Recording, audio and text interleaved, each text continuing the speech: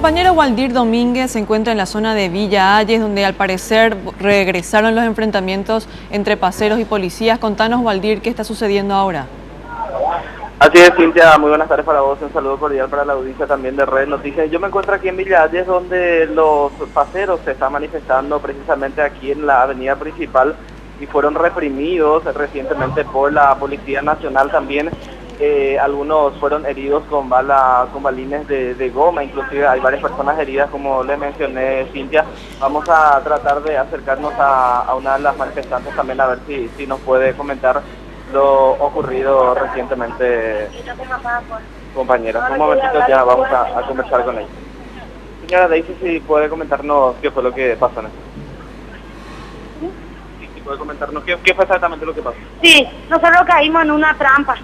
Y así siempre caemos, porque esto es una trampa para nosotros, porque el comisario Fletes nos dijo, pueden cerrar media calzada.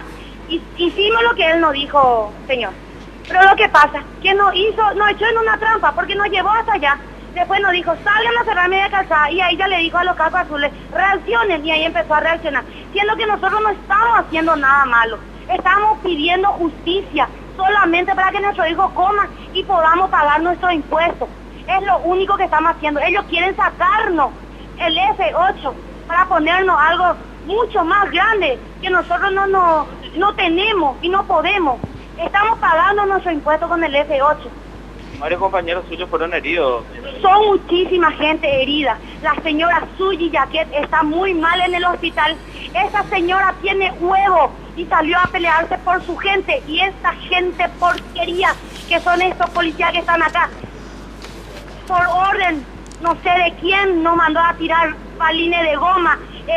Lo que sí que toda nuestra gente está perjudicado.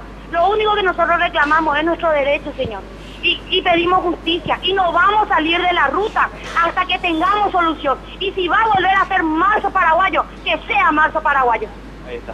Bueno, Waldir, están los ánimos caldeados todavía a estas horas en la zona de Villa Hayes y bueno, recordemos que ellos están exigiendo un método simplificado para ingresar sus productos al país.